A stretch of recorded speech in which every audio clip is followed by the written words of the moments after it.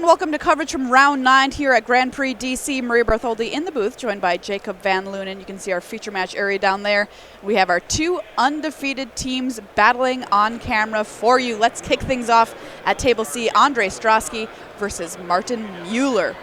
Martin Mueller's team, Brad Nelson, Brian Braun-duin, 13th and 15th best players in the world right there in our top 25 player rankings. Oliver Chu's team, Shenhar, two-time world champion, and Andre Strosky. So two powerhouse teams coming at it. Kind of the younger guys versus the older guard a little bit here in this matchup.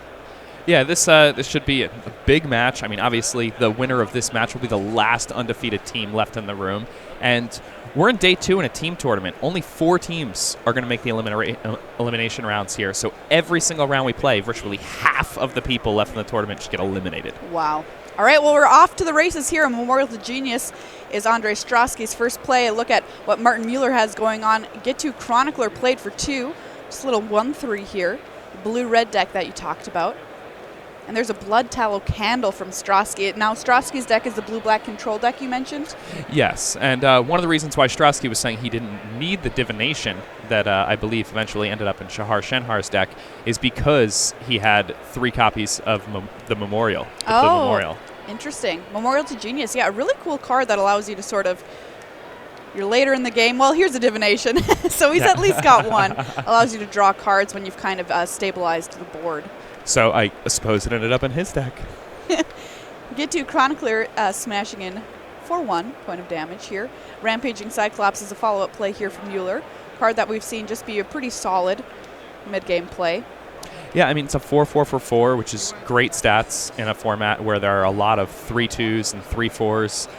Matches up very well against a lot of things. And the ability on that, which seems like a disadvantage, can actually be used to your advantage in this format because people often double block. You can use a removal spell on one of their creatures, and then it goes back to a 4-4. Academy Drake here for Strosky, putting some pressure on in the air. Blood Tallow Candle, look there on your screen. It's a card that I love playing. I mean, it enables historic. -5 is big enough to kill most creatures in this format. How do you feel about JBL? So it's a card that initially I thought to myself, oh, this is just too much mana. Right. The thing about it is the games often go long enough, and the cards that matter so much in the late game because things turn into such interesting battles where so few cards actually are affecting the board that this has turned out to be a pretty good card in my experience. Onboard Trick as well, just sitting there like, do you want to try and do something? I've got a Blood Tallow Candle. All right, here we've had some action. We've got a Fungal Infection that's going to take down the Get-To Chronicler post-combat. A Keldon Raider comes down from Martin Mueller. Rampaging Cyclops was able to get in there. Andre Strosky down to 14. No bloodshed on Martin Mueller's side of the battlefield yet. He's still at 20. And this is how this matchup should play out, I imagine. Andre is playing the more controlling deck. Martin's trying to win faster. But in the late game, Martin's really going to need a way to push through those final points of damage. Maybe in the air, maybe with something like Fight with Fire. Guardians of Koilos was the play there from Strosky. A 4-4 for 5. We don't really usually see the rules text on that card be very relevant. Yeah, it can occasionally save one of your creatures from something like a Deep Freeze, but you're right, it rarely comes up. A Fiery Intervention is going to take care of the Guardians of Koilos. Either way you cut it, dealing 5 or destroying target artifact, enabling an attack here from Martin Mueller. Keldon Raider and Rampaging Cyclops get in, and he is tapped out, so a double block on the Cyclops. It's pretty safe at this point. And I imagine he's just going to trade off with the Raider here. He has, his back against the wall a little bit. He knows the next turn, if he has another land, he'll at least be able to get that Cyclops off the table. Ooh, nice. Coldwater Snapper here. Blocks that Cyclops very nicely. 4-5 stats. Hexproof Turtle. Yeah, a very nice turtle for Andre Strosky. Get-To Chronicler here kicked is going to get back Fiery Intervention for Martin Mueller. We've seen the Chronicler just be an absolute all-star yesterday. Yeah, Get-To Chronicler is excellent in this format. I talked about it quite a bit yesterday, but the 1-3s that become very valuable in the later stages of the game, like Kalago Skinwitch and Get-To Chronicler, are what make this format slower and more interactive than a lot of the recent limited formats that we've seen. And we just see here the value of getting back that Fiery Intervention, especially when we have a 5, well, it's hexproof, but Andre Strosky's more controlling plan to play bigger blockers like those Guardians earlier, just falling easily to a card like Fiery Intervention.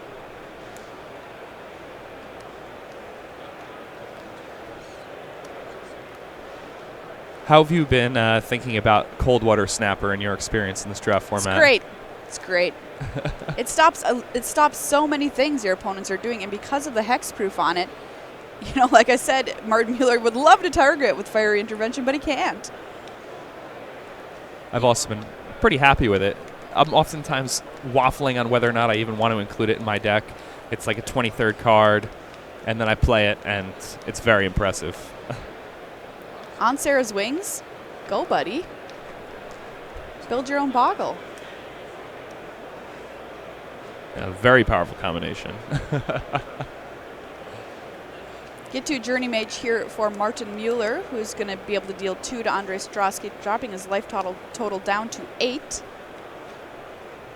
2 Memorials in play, so he could draw some cards, but he's kind of up against it here.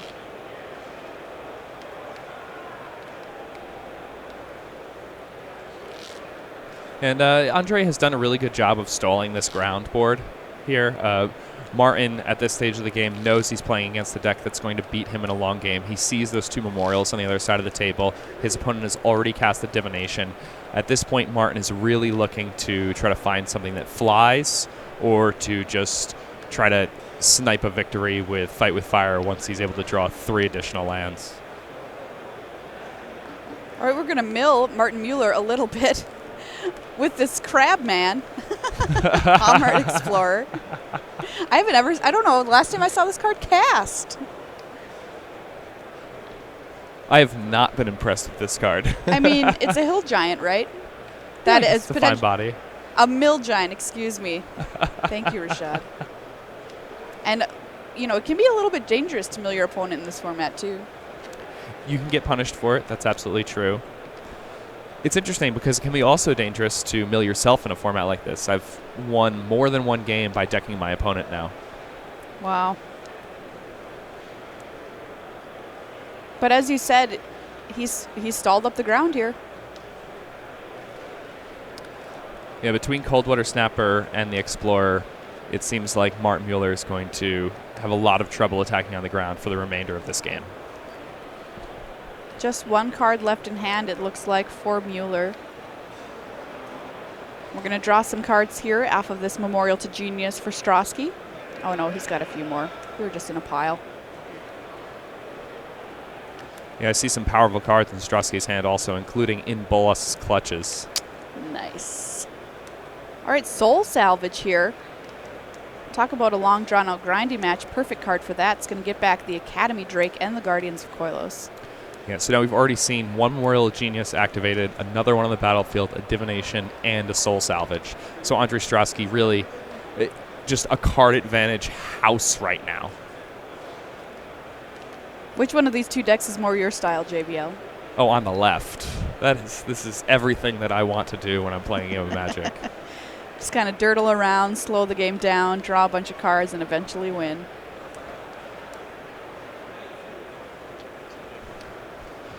One of the things that's interesting about Soul Salvage in this format is that this type of effect plays much better, and it's not just because the format's slow, but it's also because of Kicker. When the smaller creatures trade off, oftentimes in formats, a card like Soul Salvage, when you can cast it, you can only get back these small creatures that don't affect the board anymore because you're at a later stage of the game. So the card's not really a 2-for-1. But in a format like this, the cards you're getting back often have Kicker, and that means that they actually have quite a bit of value in the later stages of the game. All right, so quick update here. Oliver 2 versus Brad Nelson. Oliver 2 up a game over Nelson. Shenhar also up a game over Brian Braun-duin. Yeah, and this game looks very good for Andre Strosky, so we may see the young guns take a quick 3-0 lead in games. And in general, if we're thinking about Strosky's deck, just lined up pretty well in concept versus what Martin Mueller's trying to do here, which is kind of more tempo aggressive. Yeah, and the thing is Martin Mueller's deck is definitely some shade of mid-range. These blue-red decks can be quite aggressive, but his deck, while it does have the ability to, beat opponents who stumble on their mana and whatnot, it's not a deck that's going to beat an opponent quickly who's actually playing the cards they want to play. He's also looking to play a long game. His deck is just not equipped to beat a deck like Andre's in a long game. And as you said, card draw at the ready for Strosky and a grip full of stuff. Here's an Academy Drake, not kicked, just going to be a 2/2 flyer, and those Guardians of Koilos are coming back here. 4/4 artifact creature. It's going to get syncopated though, so they head into exile, but the Drake sticks. And casting that Drake just as a 2/2, do you think is a concession to syncopate there? I think it's just indicative of how powerful Andre's hand must be at this point. I think he just has an embarrassment of riches right now, and he's just looking to play cards as quickly as he can so that he can get an onboard advantage and start winning the game. Hammered Explorer enters the red zone here. So Strosky turning on the gas a little bit here. I see a Goblin Barrage in hand for Martin Mueller.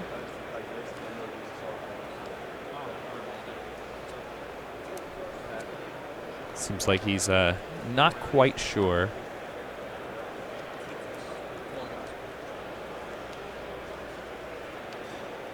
Goblin Barrage is a sorcery, yeah, which would be the problem here. So Hammered Explorer is going to get in for 3, knocking Mueller down to 17.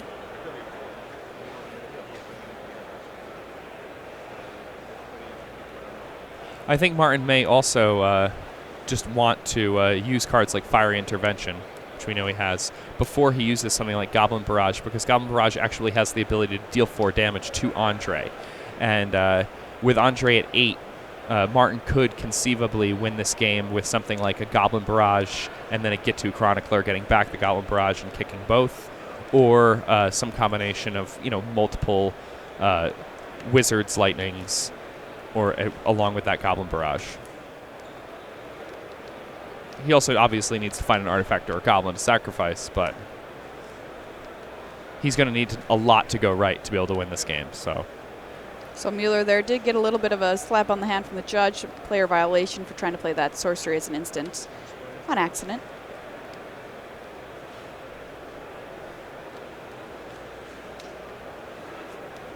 Yeah, worth noting, Andre, his deck does not play any counter magic. So if Martin does get to the stage of the game where he's able to do something like kick a fight with fire, then Martin still has a pretty good chance to win this game, and it looks like Martin has that card in hand. Yep. So we're 2 lands shy of Martin finding a route to victory, and Andre, obviously just solid control of this game, doesn't know that there's just this ticking time bomb on the other end.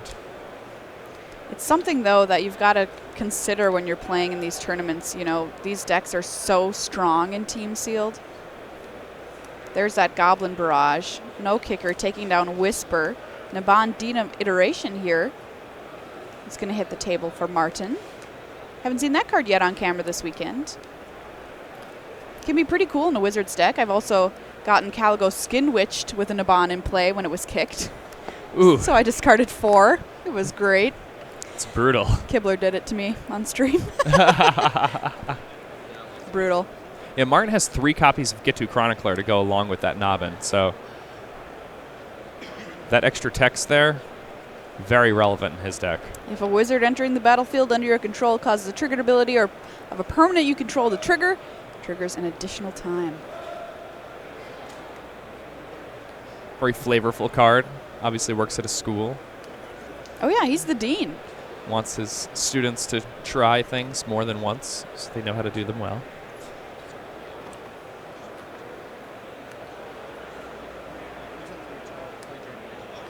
Tetsuko now in play for Andre Strosky as well. Ooh! Yawgmoth's Vile offering here from Strosky. Since we had Tetsuko in play, we were able to cast this, put up to 1 target creature or planeswalker card from a graveyard under the battlefield under your control, and destroy up to 1 target creature or planeswalker. Just a tremendously powerful card if you have the legend to go along with it. Clean 2-for-1, big mana advantage, great card. Wizards Lightning here will take down the Academy Drake as we wait for some more lands here for Martin Mueller to potentially kick a fight with fire. So I believe he did draw a mountain. All right. We are 1 away. I believe we're 1 mana away right now.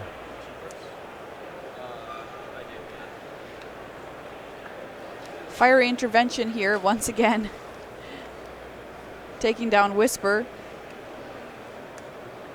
Tatyova Benthic Druid here for Strosky, which you can pretty much guess is going to be in these decks if you see a green splash. Or in green-black decks if you see a blue splash. The card's that good.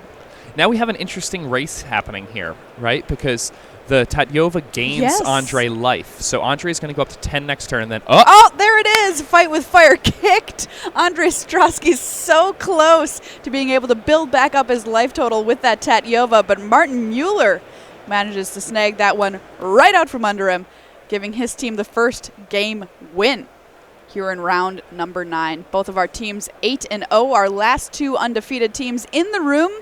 Team of Oliver 2, Shahar Shenhar and Andre Strosky versus Brad Nelson, Brian Braun-duin, and Martin Mueller. That was a good game. It was great. Let's check in on table B here. Shahar versus BBD. Shahar currently up a game. Keldon Raider in play. Looks like Shahar is on the blue-red deck. Academy Journey Mage, one of my favorite cards, as well as a Get 2 Lava Runner. These are not the current life totals, FYI. They are being updated.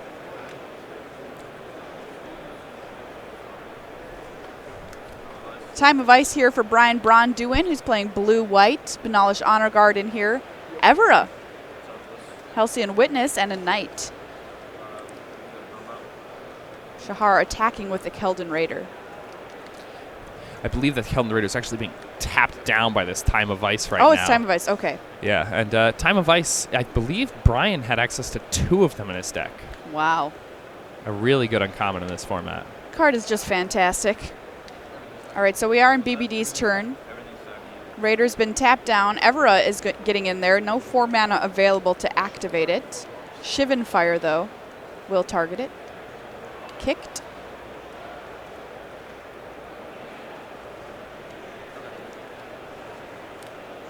Okay, so Evera will fall to the Shivan Fire. Opt here from Shahar. Life totals updated 16 to 18. And that was a dangerous situation that Brian correctly played around there. I think it's tempting when you have a card like Evera to just immediately try to jump yourself up to 24 life. Oh, yeah. And have a 20/20 in play. But he was patient. He decided that there was definitely a chance that Shahar had an instant speed removal spell that would be at the ready, and he was right. The Shivan Fire was waiting, and Brian played around that correctly, but Shahar also set it up quite well. And we're going to see a trade here from the Lava Runner and the Benalish Honor Guard. So Brian Braun-duin left with a Knight and his Time of Ice. Shahar Shenhar tapped Keldon Raider and a Journey Mage, and here's another Journey Mage. It's going to be really good because it's going to send that Knight token into Oblivion and allow an attack here from his other Academy Journey Mage in for 3. And this looks really good for Shahar. I mean, if Brian wants to continue to stem the bleeding with this Time of Ice now, that means he's going to have to return an Academy Journey Mage to Shahar's hand. And if you have more expensive creatures in your deck, that's something you really don't want to be doing. Sending an Academy Journey Mage back to somebody's hand feels so bad. I still think it's correct here to do it, but...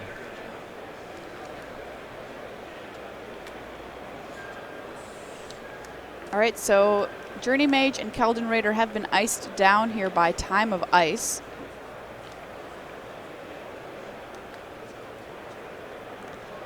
And actually, when I was watching the team of Brian Braun-duin, Brad Nelson, and Martin Mueller build their decks, Brian was actually lamenting how weak Time of Ice was in his deck in particular. Oh, why is that? He felt like his deck was too controlling. It was too much of a tempo card. All right, so here's an interesting play. We see Seal Away used in combination with Time of Ice to seal away that Keldon Raider.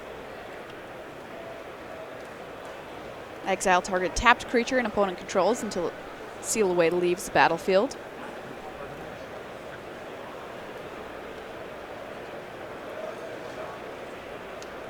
We've already seen Evra played by Brian Braun-duin. His deck also has Teferi.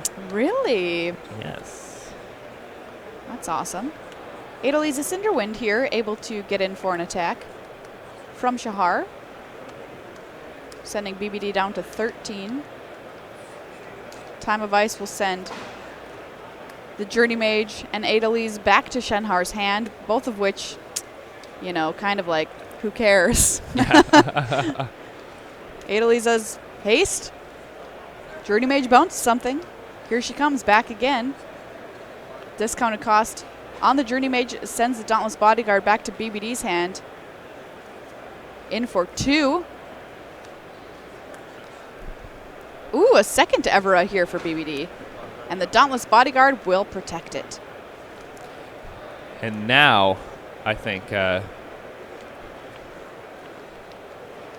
BBD will not be afraid to activate the Evra in the future, though his life total is much less impressive at this point. So, yeah, life total currently 8.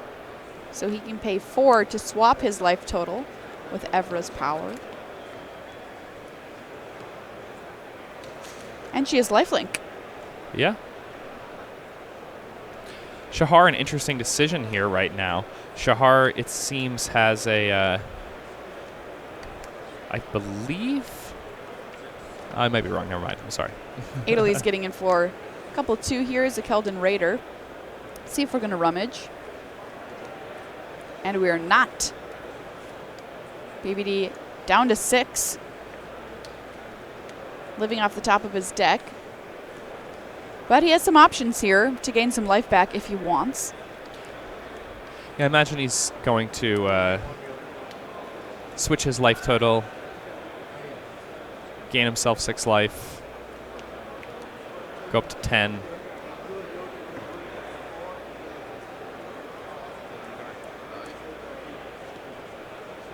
It's one of those situations where you really want to draw a card like Dub. Oh, yeah. He doesn't play it, obviously, but... Just an island, and he throws it back over to Shenhar.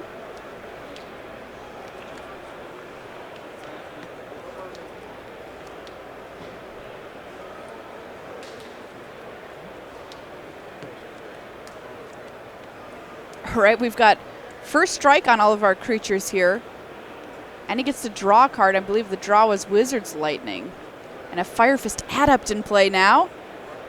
Shoot down the Bodyguard. Bodyguard were sacrificed to give Evra indestructible here, and an all-out attack from Shenhar. So BBD will be able to gain some life, but says it's not good enough and just offers the hand. Shenhar winning that match versus Brian Braun-duin 2-0, giving his team the first W. Oliver 2 still up a game over Brad Nelson. Martin Mueller, the only win yet for his team, over Andre Strosky. And now the young players in a commanding position here, having already taken a match. Yeah, both of these teams were our only undefeated teams in the entire room here in DC. Battling it out here in round 9, first round of day 2. And we're coming in just as it's over here between Oliver 2 and Brad Nelson. But in what way? Oh, it looked like it was a close one. They're going to the sideboard. All right, so it looks like they're going to game 3, so Brad Nelson must have got that one. Whew. Saving his team here. If Oliver 2 had won that game, it would have been all over. All right, so things all tied up on table A. All done on table B. And then game 2 on table C. This is a team tournament, so all the players elect to sit either in seat A, B, or C and have to play the same player with the same letter from the other team across the table. Let's check in on table C here. Martin Mueller versus Andre Strosky. Coldwater Snapper coming down for Strosky here. 4/5 Hexproof Whisper already in play as well. Ooh, a Varix Bladewing for Martin Mueller. That's a pretty spicy one. We're not going to kick it, but it is a 4/4 flyer. 4/4s all around here for Martin Mueller. Rampaging Cyclops as well. Yeah, I think Blade Wing is almost certainly the top 5 cards you could possibly open in this set. Just tremendously powerful. You know what I see in Tu's hand? In Bolus Clutches. Ooh. A fan favorite. Oh, yeah. I'm the fan. It's my favorite. If I were Bolus, I would Clutches that Blade Wing. They could become, you know, dragon friends. Yeah, I feel like, you know, a card that costs 6 mana and deals with your opponent's 4/4 flyer while giving you a 4/4 flyer is pretty good. You know what? You're not wrong. Although I don't know if Bolus is really the kind of dragon that has friends. That was mean. Well, that's just the way he's chosen to live his life, JVL. Fair point. Fair point. Coldwater Snapper is going to smash in here, and we're just going to play a second one. And turtles marching forth. The slowest turtle parade here for Strosky. Blade Wing getting in for 4. And we're going to Journey Mage, sending Whisper back to Strosky's hand. Life total 16 to 14. Mueller really wants to win this one to tie things up as far as match wins go across the table. And here we see in Bolus's Clutches on the Rampaging Cyclops. 2 turtles getting in. Big swing here for 8. Is the reason for that just the extreme tempo he gained there? Yeah, I mean, for him right now, it doesn't matter that the Blade Wing flies. He's finishing the game off. He knows that Martin's deck will not be producing creatures that are going to be large enough to fight with these Coldwater Snappers. So he just wants to get in as much damage as fast as possible. The other thing that's nice about making this play is it signals to Martin that Andre does not have an instant speed removal spell to punish Martin if he double blocks, and Andre does have that instant speed removal spell. So on the following turn, if Martin tries to put 2 creatures in front of a Coldwater Snapper, then Andre will simply use I believe he has a Vicious Offering, and he will just use that and then completely dismantle Martin's chance of getting back into this game. Yeah, this one looks pretty good for Strosky here. Those Fight with Fires in Martin Mueller's hand just not at their best currently. A lot of people talk about the Snapper as being an excellent sideboard card to bring in. That 5 toughness, so relevant versus a deck like Martin Mueller's and those fiery interventions. Wow, a really powerful play there from Andre. Martin attempted to use a kicked copy of Blink to deal with Andre's Bolus's Clutches, but Andre instead used the kicker on Vicious Offering and was able to kill the Blade Wing while also preventing Martin from drawing the card, while also preventing Martin from getting back his creature from the Bolus's Clutches. So nice. All right, so Strosky notches up a win there against Martin Mueller, tying things up in that match. So we're all tied up on Table C and Table A. Let's check in here on A with Brad Nelson and Oliver Tew. Game number 3. Brad here taking a mulligan strides to the bottom. Memorial Folly, the first play here for him. Oliver Tew is the white-green aggro deck you mentioned. So it'll be interesting to see this in action. I see a Knight of Grace at the front of his hand. There it is. Back over to Nelson, playing black-green good stuff. Sapperling Migration here.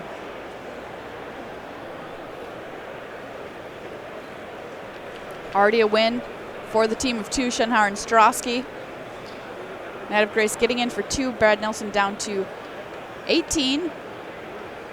Sergeant of Arms here for 2, just a 2-3. Or should I say a 2-3.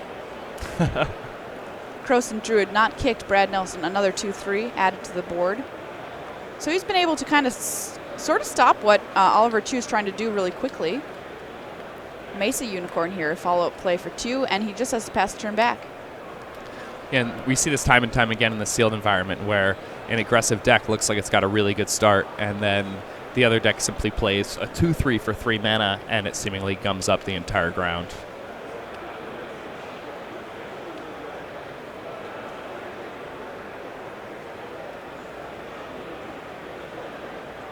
Andre missing a 4th land drop there. It's another thing you'll find has a lot of correlation with winning or losing games in this format. You really want to be hitting land drops at least until the 6th land, even as an aggressive deck. It's rare that you get too punished for having a lot of lands to play.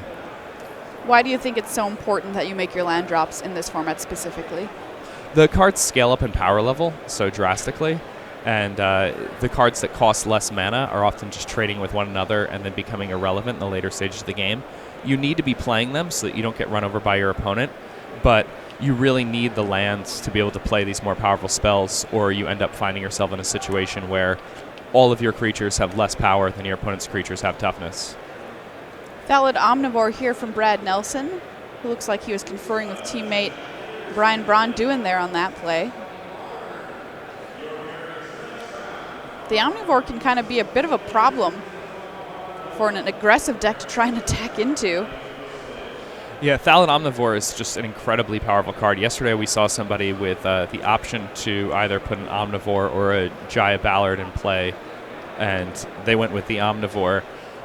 This is a card that just goes up and up in people's pick order lists and is really powerful. The threat of activation means it can almost always attack. Knight of Grace getting in here 4-2. Pegasus Courser, the follow-up play. I love this card. Yeah, it's a card that also combos quite nicely with the lifelinkers that Oliver has in his deck. Send that Mesa Unicorn into the air, another way to gain back some life. And by attacking with those two, that's just a 5-point life swing every single time.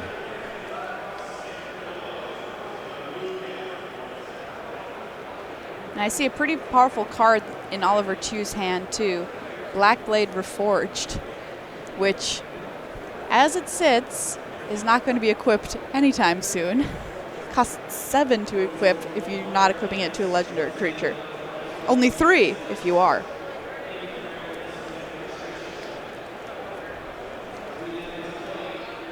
Brad Nelson offensive here. Yeah, the threat of activation here from this Thallid means it's a very easy attack. The Croson Druid is a somewhat curious attack, so we're going to have to see how Oliver parses this and figures out what it means. Plenty of tricks in green-black. 2 is tapped out. Mesa Unicorn and Sergeant at Arms jumping in front of the Croson Druid here, 2-3 and a 2-2. All right, so Brad Nelson just happy to trade with the Mesa Unicorn. Croson Druid down. And getting in for 3 with the Omnivore. And here is a Yavimaya Sapherd, who will come along with a Saproling creature token. A card that I found is very good at gumming up the ground and slowing down the game. If you're trying to get to the later stages of the game, the Sapherd is an excellent card. Not quite as good as its brother, the Deathspore Thallid, but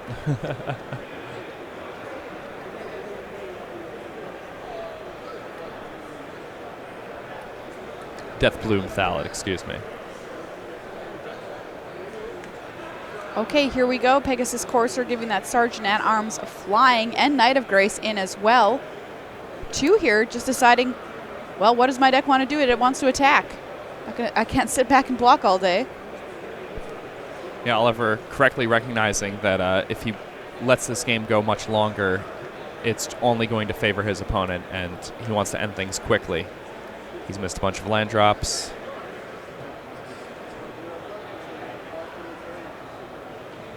And it's not nothing. It is an attack for 6. That Knight of Grace getting the little pump from the Thallid Omnivore in play from Nelson. And an additional +1. so. When I first started playing this draft format, I was taking Knight of Grace and Knight of Malice very high because I considered them such powerful 2-drops in a format that didn't have many. All right, so an update here from Table C. Martin Mueller actually wins the match versus Andre Strosky, so things are all tied up, and this game is for all the marbles here. Brad Nelson versus Oliver 2 to remain undefeated in this tournament. Call the Cavalry adds 2 knights to the battlefield on 2's side. Nelson able to save himself a little bit of life there, chump blocking with a sapperling on the Knight of Grace the previous turn. But he's going to continue to hit the red zone, Omnivore and the Sapper getting in. I agree with you, though, JVL. Early on in Dominaria, I was also picking those cards much more highly than I am now. Yeah, I feel like the Knight of Grace and Knight of Malice, as I've recognized the format, is as slow as it is. I don't need really high-power 2-drops, and I would much rather use my early picks picking up good removal spells or good interactive cards that are cornerstones of particular decks. I also just don't really like drafting white in this format. I feel like really? you always want to be aggressive, and it's just not the greatest aggressive color. I love splashing it. Splash some cards. Deathbloom Thallid here for Brad Nelson, who was able to get in an attack for 5 last turn. That Pegasus Courser might prove to be a little bit of a problem for him, though. 2 able to find his 4th mana last turn. Here talking to Shenhar, sitting in seat B.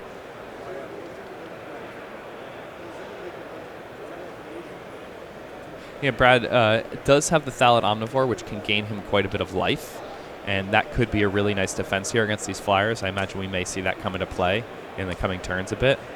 One of the cards I saw Brad sideboarding in when he was looking through his sideboard was Mammoth Spider, so that's another card that would be a pretty nice answer to this Pegasus Courser right now. Mammoth Spider, just a card holding a giant stop sign a lot of the time. Kenji loves that card. 2 here lining up some attacks.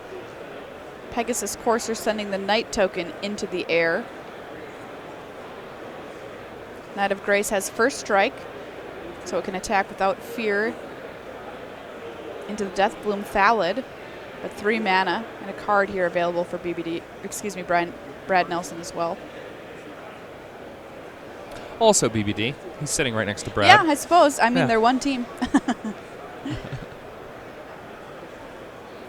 We currently have a few Ultra Minds Oh, working yeah. together. Oh, yeah. This is the game to decide the match, so Oliver has both Shahar and Andre at the ready to help him out with any difficult decisions, and Brad has Braun-duin and Martin Mueller for the same purpose. So it looks like we're going to see another chump block here on the Knight of Grace. And a gobble up from the Thallid Omnivore, I assume, to gain the life. And all said and done, Brad just falls to 13.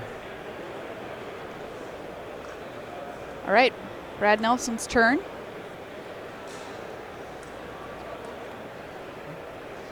If you're wondering how some of the other top teams in the room are doing, Peach Garden Oath was at 1 loss coming into today.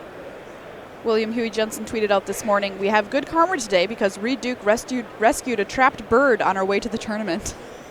It's very much something he would do. Very Reed Duke thing. Yeah.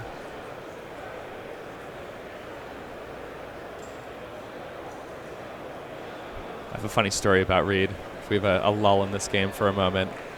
He had just won Grand Prix Miami, and we were walking to the beach to take a photo for the trophy shot, and he put the trophy on the sidewalk because he saw an old woman who was stuck in her car in the middle of the road. She had a flat tire or something, or her car wouldn't start, and he put the trophy on the sidewalk, asked the old woman to put her car into neutral, and then pushed her car over to the side of the road for her. And then she was like, "Thank you." And he picked up the trophy and walked with me to the beach to take pictures. We don't deserve Reed Duke. We really don't deserve Reed Duke. That's just so emblematic of the person that he is. I love that. Wow. So yeah, their team at X and 1. A lot of other really good powerhouse teams currently sitting at X and 1 as well. We've got the team of Rietzel, Williams, Wiegerschma, X and 1. Vitor Damaderosa, Eric Froelich, and Ben Stark also at 1 loss going into this round. Josh Utter-Layton, Cho, Jerry Thompson, 1 loss. So yeah, a lot of big names still left in this field here. Yeah, looking at the top tables, it's just murderer's row. And that's what you see in these team tournaments. We mentioned it at the top of the day yesterday. A lot of pros in town for the Pro Tour, which is in nearby Richmond, coming up next week. And team tournaments just have a way of the cream rising to the top. Death Bloom Thalid here on the attack for Brad Nelson. Hits the red zone. Looks like Chu is considering his blocks.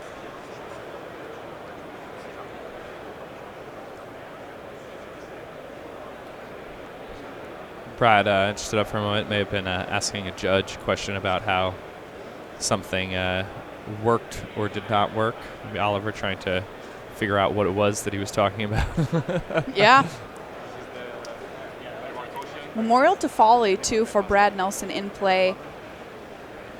It's a little bit annoying for Tew if he ever manages to deal with something. Oh, well, Blessed Light will deal with it for good as it goes to exile. Ancient Animus here, though, is going to fight before exile. The Thalid Omnivore on the Pegasus Courser will send it to the graveyard. And that's one of those few situations where Brad wished the Pegasus Courser had a little more power so that he'd be able to use that Memorial to return the Omnivore to his hand. Oh, right. Yeah, that's a good point. Okay, so Tew getting aggressive. Everybody get in.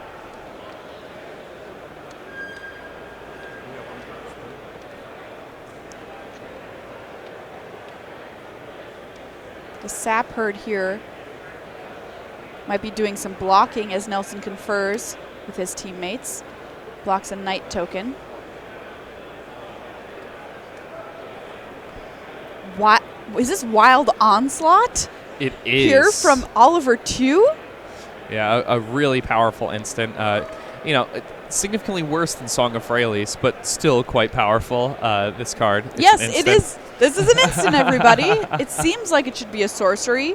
Put a +1/+1 counter on each creature you control. If you kick it, you get to put 2 on. Not enough mana for that, but wow. Yeah, turn that into a very big attack now. Every creature on Oliver's side of the table is a lethal attacker. Brad Nelson down to just 3, and this is the game for the match here to remain undefeated as the lone 9-0 team in the room. Dub making a double Knight here for 2, and they swing in. Brad can, at the very least, chump block a bit here, but because of that dub, he doesn't have any block that looks good at all. Losing that Omnivore was just back-breaking for him. There's a Mesa Unicorn. Fungal Infection will take care of the Sergeant at Arms. And choose end step. Just 2 Saprolings left. Memorial to Folly will bring back the Sap Herd, I believe. And Brad Nelson is all out of cards. And we know Oliver's last card is some very expensive equipment. Yep. All right, everybody gets in. Mesa Unicorn will trade there with the Sap Herd, and there is the Black Blade Reforged. 1 little Saproling left, and there is the extension of the hand.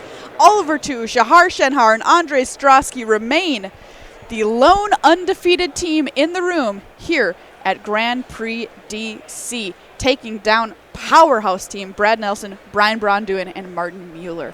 Wow, that was a close one there.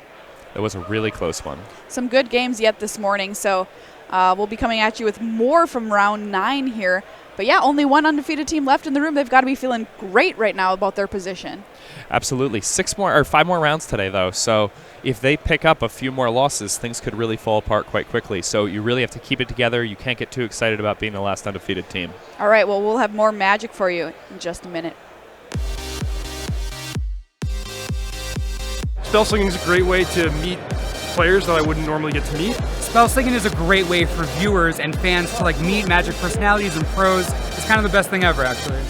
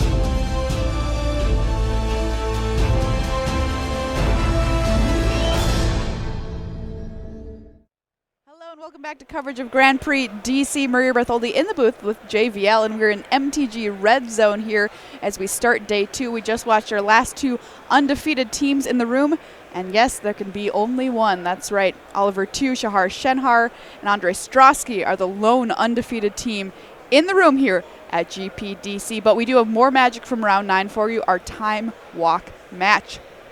Let's head on down. Thomas Enevoldsen versus Jeremy Dezani's team, Raf Levy and Tomohiro Saito. Enevoldsen's team, Martin Dang and Christopher Larson. Starting down here on table C, we're going to kick things off with an opt from Dezani. Saito teaming up with 2 Frenchmen here for this tournament. Get to Lava Runner here from Dezani, a card that, you know, on its face, just a little 1-2, you wouldn't think you want to play, but it turns out a lot of times it's better than it looks in a red-blue deck.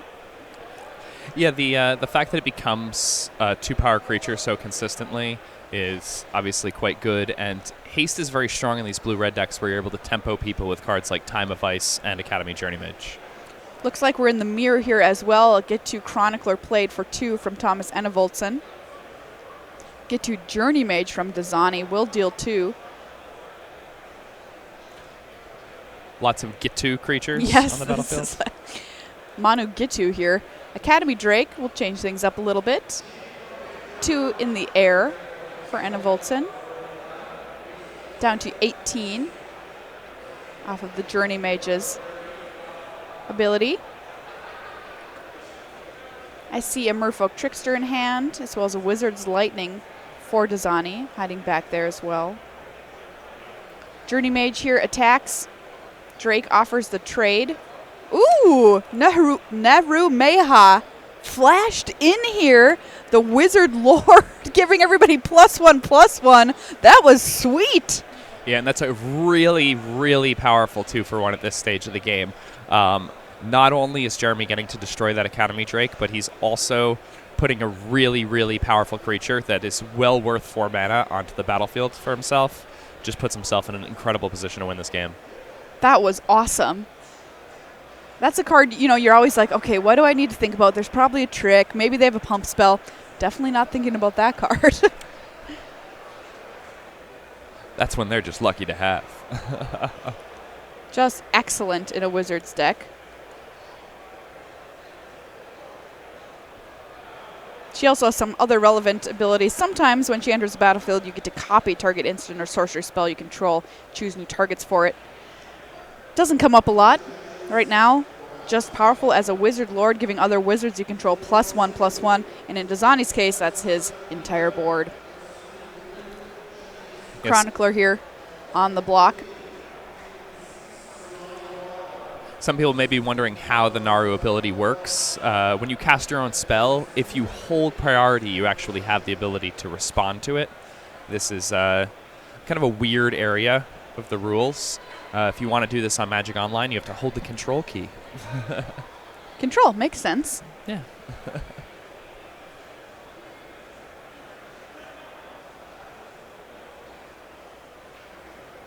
Just saw an Enevoldsen draw a rescue. He's also got a Plains in his desk, so we got a little Jeskai action going here. Tiana, Ship's Caretaker, hitting the table. 3/3 flyer. Lets you get back your auras. Merfolk Trickster here from Dezani, and a Wizard's Lightning. He's going to take care of Tiana and tap down the Chronicler. Enevoldsen at 11 life. And decides that is enough. Jeremy Dezani with a quick one there over Thomas Enevoldsen. Yeah, that is, as far as Wizards draws go, that's beautiful. About one of the best ones I've ever seen. If not the best. Oh, that was unbelievable. I loved watching that.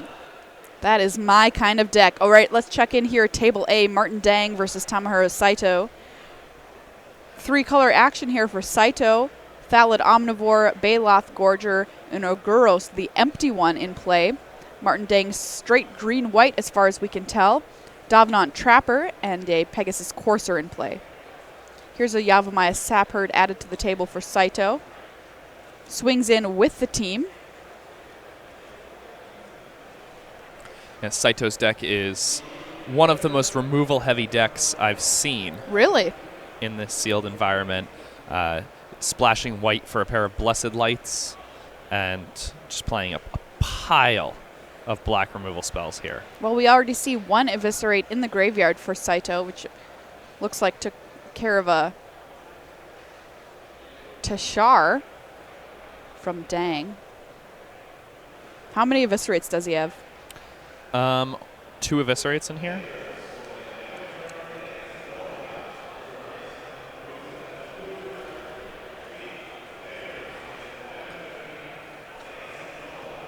Okay, and that'll do it. Dang packs him up. Raph Levy also won game 1. So we've got to cut things short there, but the team on the right did win. They started things off with wins all in their column, and they managed to finish it out. We are coming up on round 10 here in the building, so we'll be back in just a little bit with more Magic after this.